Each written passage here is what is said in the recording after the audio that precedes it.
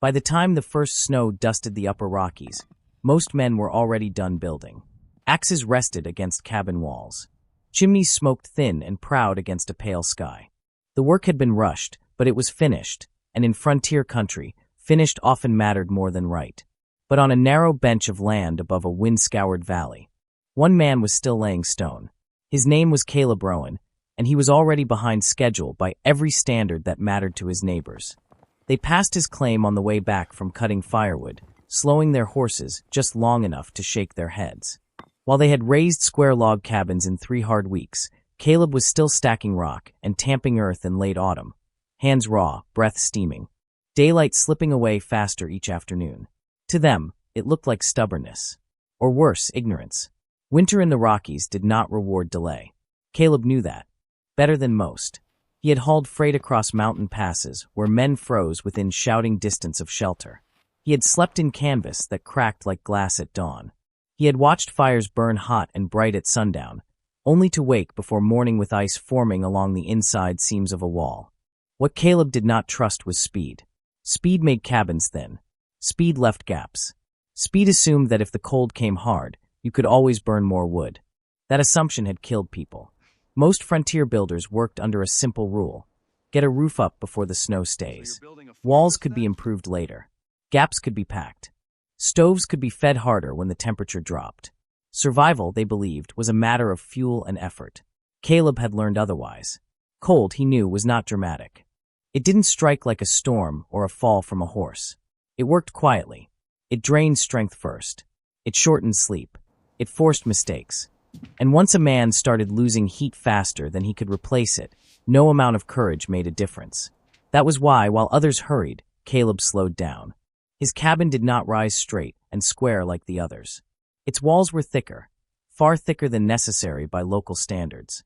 Stone where logs would have been faster. Earth packed where others left air.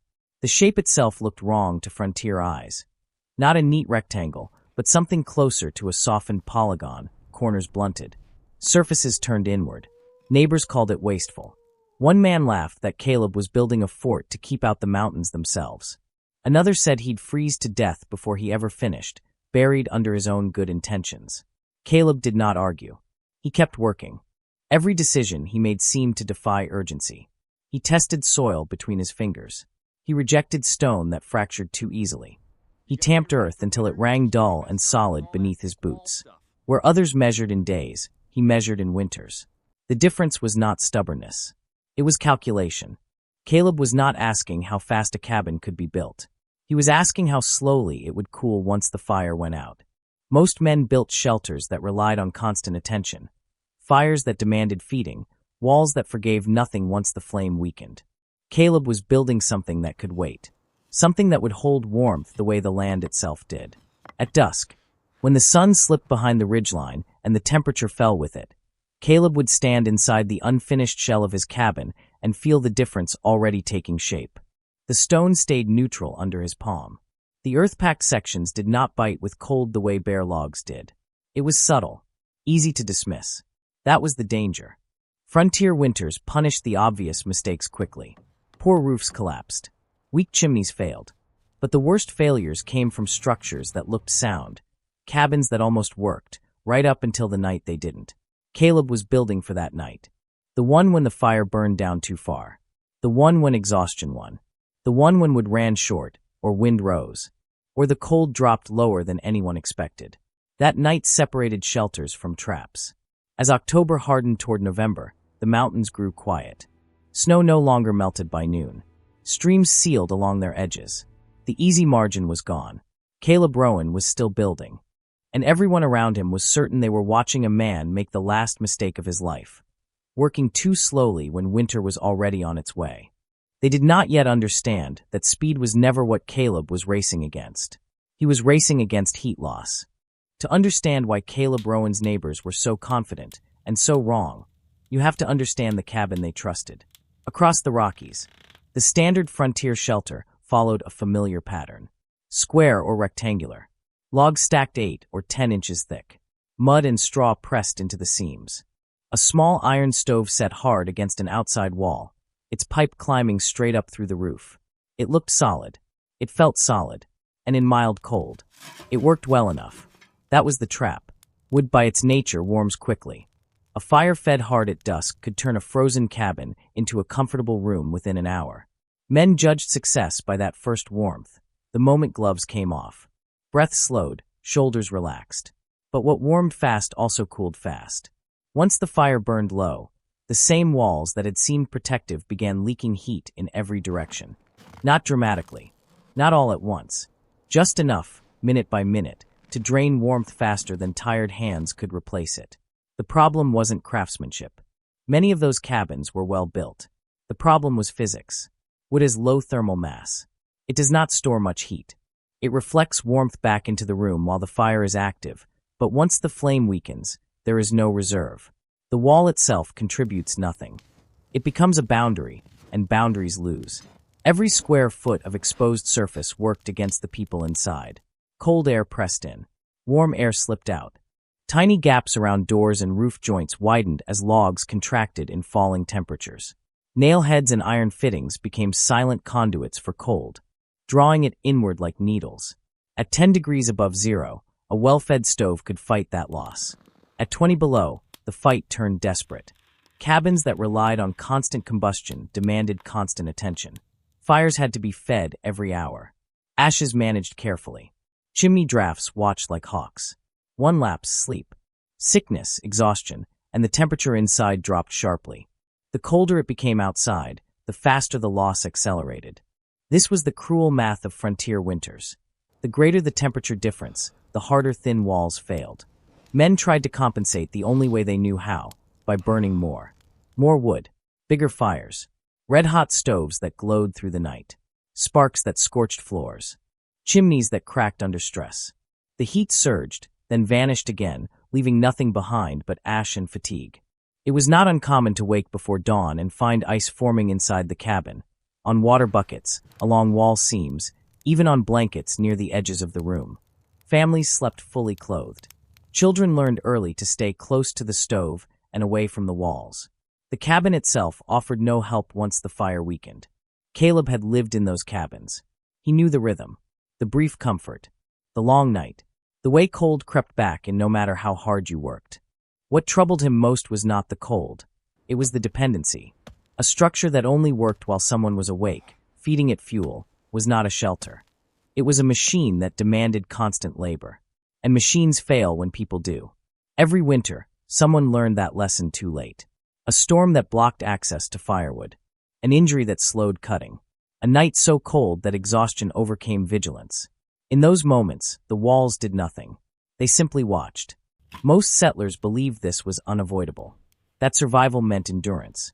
That cold was something to be beaten back repeatedly, never truly contained. Caleb questioned that belief. If a cabin could be made warm quickly, why couldn't it be made to stay warm? Why did all the effort go into feeding the fire, instead of feeding the walls? Those questions had no place in the hurried logic of frontier building. They slowed things down. They complicated what most men believed was already settled knowledge. So cabins kept going up the same way they always had, fast, light, and hungry for fuel. And as winter settled into the Rockies, nearly every man on that ridge trusted the same assumption, that as long as the fire kept burning, the cabin would keep them alive. Caleb Rowen was building as if the fire would someday fail. That single difference, small, almost invisible, was about to matter more than anyone imagined. Caleb Rowen did not discover a new idea. He noticed an old one. From his claim, the land fell away into a broad, wind-carved valley where the snow behaved differently. Drifts formed lower and softer there. The wind lost its edge. And scattered along the rise and fold of the terrain were structures that barely looked like buildings at all. Low, earth-toned, half-grown from the ground itself. They did not announce their presence the way frontier cabins did. No tall walls, no sharp corners, no chimneys stabbing into the sky. From a distance, they looked like natural humps along the slope, shaped by weather rather than hands. Caleb first paid attention to them in summer. When the days ran hot and thin-walled cabins turned stifling by mid-afternoon, those structures remained calm inside. He noticed it while trading and passing through, stepping briefly indoors and feeling the air settle around him instead of pressing in. Later, on cold mornings, the difference was sharper. while men in log cabins woke to frost along their walls and breath clouding the room until the stove caught. Families from those low dwellings emerged without hurry. Their movements were unforced. No frantic fire tending. No stiffness from sleeping in the cold. That contradiction stayed with Caleb.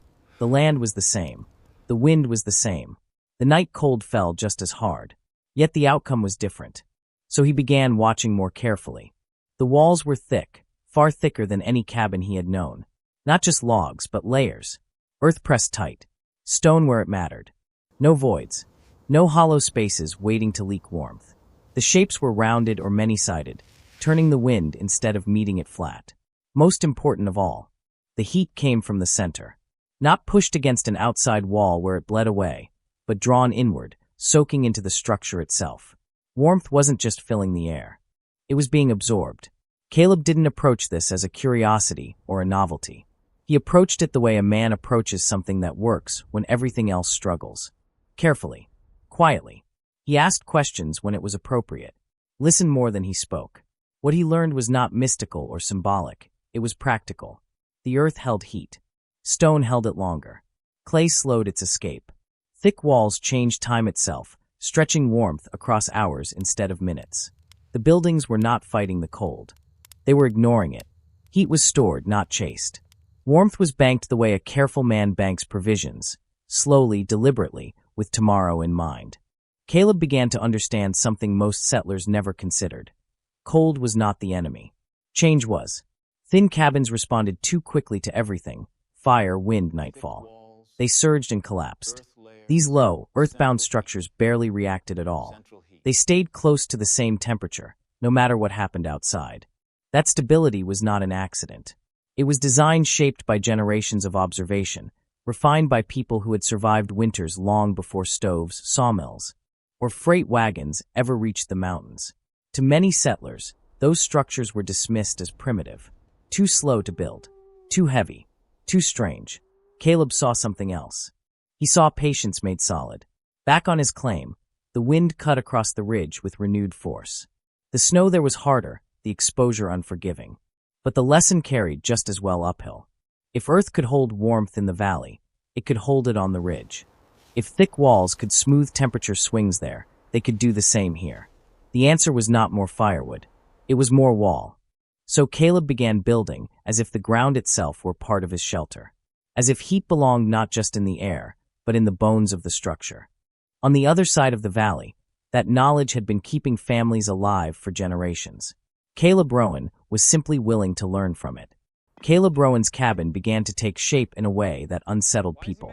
Not because it was ugly, but because it was unfamiliar. Where other cabins rose straight and narrow, his walls spread outward and thickened. Stone appeared where logs should have been. Earth followed, pressed and packed until it formed a dense, unyielding mass. The outline of the structure refused clean angles.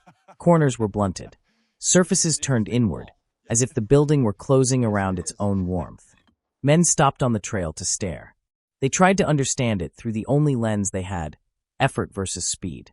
By that measure, Caleb's choices made no sense at all. Every layer of earth was extra work. Every stone set into the wall was time lost. Every day spent tamping soil was a day not cutting firewood. That was when the name started. Someone called it a dirt bunker. Another laughed and said Caleb was building a grave for his own firewood.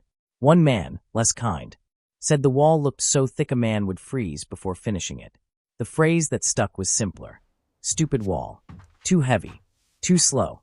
Too much labor for something a thinner wall could do just fine. At least, that was the belief. Caleb never corrected them. What they did not see was that he was not building a wall in the usual sense. He was building a reservoir. Every foot of thickness changed how heat behaved. Stone did not warm quickly, but once it did, it refused to cool. Earth absorbed warmth slowly and released it even slower. Clay locked everything together, sealing cracks that would have leaked air in a log wall. Instead of separating inside from outside, the wall began to blur that boundary. Heat from the stove did not rush out toward the cold. It sank inward into the mass. The structure itself became part of the heating system. The shape mattered too. Flat walls met wind head-on. Caleb's cabin turned it aside. By rounding the structure and shortening long surfaces, he reduced the area the cold could attack. Less exposed surface meant fewer places for heat to escape. Inside, the effect was already noticeable before the cabin was finished. At dusk, when the temperature dropped fast, thin log walls turned sharp and biting. Caleb's partially completed walls stayed neutral. They did not feel warm, but they did not feel cold either. They absorbed the change instead of transmitting it. That was the difference. Thin walls reacted immediately. Thick walls delayed everything. Caleb was not trying to make the cabin hot. He was trying to make it slow. Slow to cool. Slow to respond to wind. Slow to punish mistakes. Frontier builders were used to fighting cold with force. More wood, more flame, more effort. Caleb was fighting it with time. The wall they mocked as foolish was quietly storing the evening's warmth, locking it into stone and soil where it could not escape easily. Every hour after sunset, while other cabins lost heat as fast as the fire weakened, Caleb's walls were only beginning to release what they had absorbed. By the time the structure stood complete, the ridicule had turned to certainty. Everyone was sure of the same thing. When winter came hard, and it always did, the man with the thick, dirt-packed walls would learn just how wrong he was. Because no one believed that a pile of earth could do what a roaring fire could not. No one except Caleb Rowen. And the wall he had built was waiting for the night when the fire would fail. The cold did not arrive suddenly. That was what made it dangerous. At first, winter in the Rockies followed the patterns men trusted. Clear mornings, hard frosts that burned off by noon, nights that dipped low, then eased back just enough to make life manageable. Cabins smoked steadily. Firewood stacks shrank at a predictable pace. Men relaxed. Then, without warning, the air changed. The wind came first, dry, persistent, cutting across the ridgelines with a sound like tearing cloth. Snow stopped melting. It settled and stayed. Stars sharpened at night, bright and unforgiving, the kind that signaled deep cold forming far to the north. The temperature began falling in a way that made experienced frontiersmen uneasy. Not 10 degrees. Not 15. More. By the time the first true cold wave reached the ridge, thermometers dropped below anything most men had prepared for. 20 below zero became a number spoken quietly, as if saying it too loudly might invite worse. And worse followed. The cold did not lift during the day. It did not soften in sunlight. It simply held. Wind drove it into every seam, every crack, every weakness that had seemed minor in autumn. In the standard cabins, the response was immediate and frantic. Fires were pushed hard from dusk until dawn. Stove doors glowed red. Men fed wood every hour, sometimes more often. Sleep came in fragments, broken by the need to keep the flame alive. Even then, the cabins struggled. Walls that had felt solid in October now leaked cold relentlessly. Frost crept along the north sides. Ice formed in water buckets placed too far from the stove.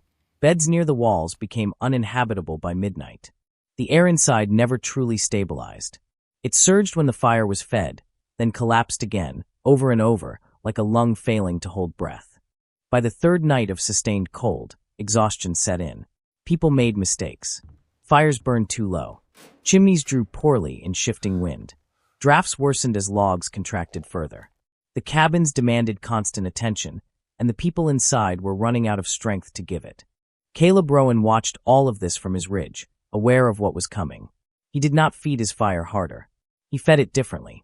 Each evening, he burned steadily for several hours, allowing the heat to soak deep into the stone and earth of his walls. He did not chase air temperature. He watched surfaces. When the walls grew warm to the touch, he stopped. Then he let the fire die. As the cold outside deepened, Caleb's cabin behaved in a way his neighbors could not understand. While their interiors rose and fell sharply, his changed slowly. The temperature drifted downward at a measured pace, as if reluctant to give up what it had stored.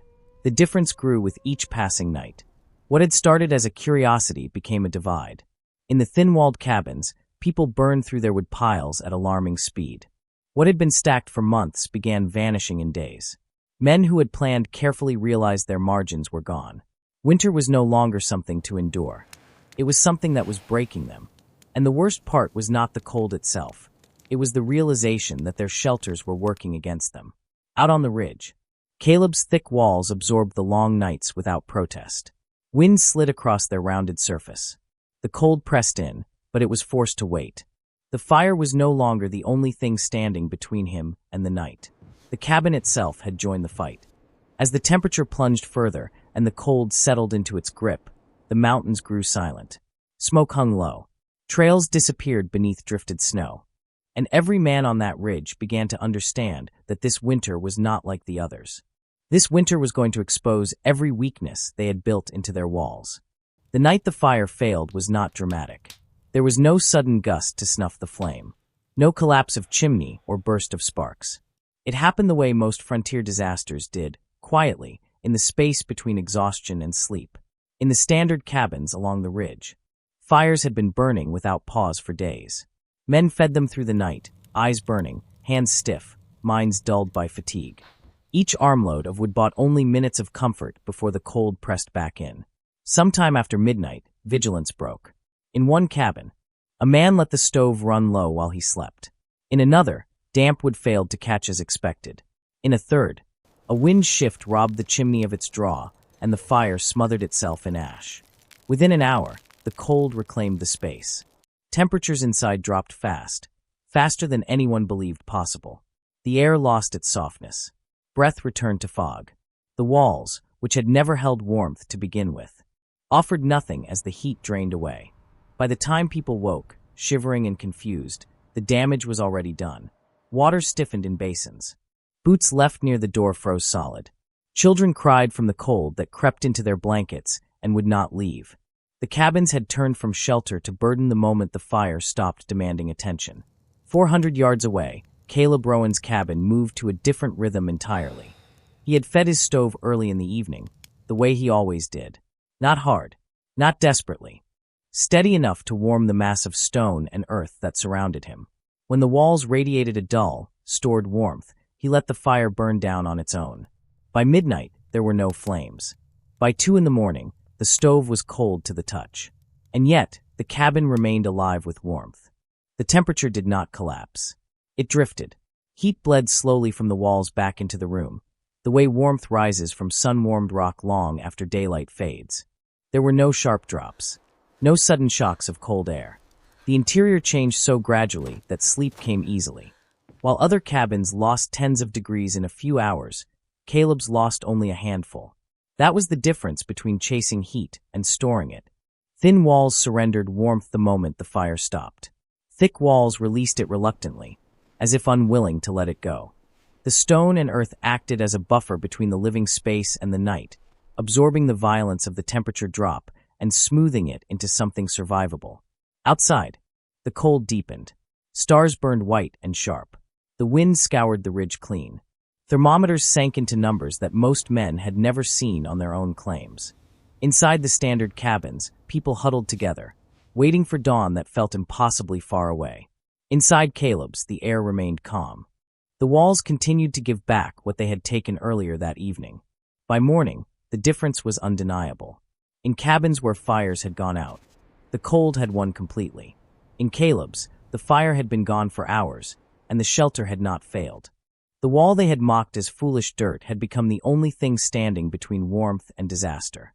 And soon, the men who laughed at it would have to decide whether pride mattered more than survival. Just before dawn, the ridge came alive again. Not with movement, but with sound, the dull, brittle creak of frozen timber. The distant crack of trees splitting under cold they could no longer flex against. The sky held no color yet, only a pale, metallic light that promised another day without mercy.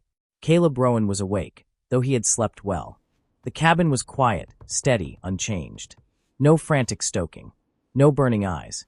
The air had cooled slightly through the night, but it had done so gently, without shock. The walls still held warmth. You could feel it when you leaned close. A slow, patient heat pressing back against the cold. That was when he heard the sound. Boots. Slow. Uneven. Too deliberate for a man walking comfortably. Then the knock. It was not loud, just firm enough to carry through the thick walls. A sound that did not ask, it hoped. Caleb opened the door, and the cold tried to rush in. It failed. Outside stood 2 men from the lower cabins, their faces drawn tight, eyelashes crusted white with frost. Behind them were others, women wrapped in every layer they owned, children bundled and silent, their movements small and careful. They did not speak at first. They felt the air. Stepping across the threshold was like crossing an invisible line. The wind fell away. The sharpness left their breath. Shoulders lowered without anyone realizing why. A child stopped shivering before he could understand what had changed. Inside, the cabin was not hot. It was stable. The warmth did not blast from a stove or cling only near the center of the room. It was everywhere, soft, even rising gently from the walls and floor like the memory of a fire rather than the fire itself. No frost rimmed the door. No ice crept along the walls. Moisture did not hang in the air. The space felt calm. The men looked around, confused. The stove was cold. There were no flames. No glowing iron. No pile of wood stacked for the night. Everything they had been taught to trust was absent, and yet the warmth remained. Caleb said little. He did not explain. He did not point to the walls or recount the work that had gone into them. He simply moved aside and made room. Families settled along the perimeter, sitting against walls that gave back heat instead of stealing it. Children leaned into stone and earth that felt alive beneath their coats. Hands loosened. Breathing slowed. Outside, the temperature hovered far below anything that allowed mistakes. Inside, time stretched. As the light grew and the full scale of the night became clear, more figures appeared on the trail. Word travels fast when cold becomes dangerous. By mid-morning, several families crowded into the space, drawn not by rumor, but by survival. The men who had mocked the wall studied it now without speaking. They pressed their palms against the surface. They noticed the thickness. The way the cold stopped at the threshold. The absence of drafts. The fact that the room had not collapsed into ice without a fire burning all night. The lesson was impossible to ignore. This was not luck. This was design. Caleb moved quietly among them, tending a small fire only after the sun had risen, not to rescue the room, but to recharge it. The walls accepted the heat without urgency, storing it again for whatever the night would bring next. No one laughed anymore. On that ridge, pride had finally given way to something more useful. Understanding. What saved Caleb Rowen's cabin that night was not strength. It was patience, built into the walls. Most frontier shelters treated heat like a thing to be chased, something you created, lost, and created again in an endless cycle. Fire flared, air warmed. And the moment the flame weakened, everything unraveled. Caleb's wall worked on a different clock. Stone, clay, and compacted earth do not rush. They absorb heat slowly. The way the ground warms under the sun across a long afternoon. Each hour of steady fire pushed warmth deeper into the mass of the structure, beyond the surface, beyond the air, into material that could hold it without changing much in temperature. That stored heat became a reserve. When the fire died, the walls did not go cold. They began releasing what they had taken, quietly, evenly, without the dramatic swings that plagued thin construction. The room did not depend on flame anymore. It depended on memory. This was thermal mass at work. Heavy materials resist temperature change. Not because they insulate well, though they do, but because they store energy. It takes time and effort to warm them, and just as much time for them to cool. That delay is what saved the cabin. While thin log walls surrendered heat the moment the fire stopped, Caleb's walls acted like a bank. Warmth deposited during the evening was paid back through the night. Hour by hour, long after combustion had ended. The shape of the structure mattered as much as the material. By reducing sharp corners and shortening long, flat surfaces, the wall presented less area for the cold to attack. Wind slid around it instead of striking head-on. There were fewer seams, fewer joints, fewer places for air to find a way through. Inside, the effect was unmistakable. Temperatures changed slowly enough that the body barely noticed. No sudden chills. No need to wake and react. The walls did the work that exhausted people usually had to do themselves. This was why the cabin stayed nearly 30 degrees warmer than others once fires failed. Not because it made more heat, but because it lost less. Caleb's neighbors had been trying to win winter by force, feeding stoves harder as the cold deepened. The wall won by refusing to let the cold dictate the pace. The fire became a tool, not a lifeline. One evening's work with wood could carry a family through an entire night, sometimes longer. Heat spent hours moving through stone and earth instead of escaping straight into the sky. That efficiency was invisible to anyone watching from the outside. From a distance, the wall looked like wasted effort, too thick, too slow, too heavy. But inside, it changed everything. The lesson was simple, and deeply uncomfortable for men who had built their lives around speed. Heat you store is worth more than heat you make. Caleb had not defeated the cold. He had slowed it down. And in a winter that punished every mistake without mercy, that difference was the line between endurance and collapse. When the cold finally loosened its grip, it did not leave with drama. It simply eased. The wind softened. The sky grew less sharp. Temperatures crept back toward numbers that no longer felt hostile, only cold. People emerged from their cabins thinner, tired, and changed. What they carried out of that winter was not pride. It was memory. Men walked the ridge differently now. They no longer passed Caleb Rowen's cabin with laughter or jokes. They slowed. They studied. Some brought measuring sticks. Others brought questions they had never expected to ask. How thick was the wall? How far did the earth extend? Where did the heat go first? Caleb answered when asked, and stayed quiet when he wasn't. He did not preach. He did not frame the lesson as cleverness or superiority. He spoke in terms of outcomes. How much would he burn? How often he fed the stove? How the temperature changed overnight. Numbers were harder to dismiss than opinions. By late winter, small changes began appearing across the ridge. Earth was banked against north-facing walls. Stone was stacked where wind hit hardest. Gaps once accepted as inevitable were packed tighter, sealed deeper. Some men moved their stoves inward, away from the walls that had betrayed them. None of it was as complete as Caleb's design. But it mattered. Firewood piles lasted longer. Frost retreated from interior walls. Nights became manageable instead of desperate. The improvements were modest, but they came from a place of humility most frontier men learned only after being tested. No one called it the stupid wall anymore. They called it practical. They called it smart. They called it something they wished they had thought of sooner. What spread was not a blueprint, but a principle. Build for what happens when the fire fails. Build for fatigue. Build for the worst night, not the average one. The idea traveled quietly. The way useful knowledge always does, through observation, through survival, through men who had nothing left to prove. By spring, the ridge looked much the same as it always had. Cabins still stood square and familiar. Smoke still curled from chimneys. From a distance, nothing had changed. But inside those walls, winter was no longer being fought the same way. The fire was no longer the only line of defense. And that made all the difference. The mistake did not end with the frontier. It only changed its tools. Today, most homes are warmer than anything Caleb Rowen could have imagined. Electric heat, gas furnaces, thermostats that respond in seconds. Modern buildings can flood a room with warmth at the push of a switch. And yet, the problem remains the same. Speed. Modern houses are built light. Thin walls. Hollow spaces. Materials chosen for convenience and cost rather than endurance. Heat is produced easily. So little thought is given to how well it is kept. When the power fails, when fuel prices spike, when systems shut down, those houses behave exactly like the cabins on Caleb's ridge. They cool fast. The air warms quickly and disappears just as quickly. Walls contribute nothing once the machine stops. Comfort depends entirely on continuous energy input. Without it, the shelter reveals how little it was designed to do on its own. Frontier builders had an excuse.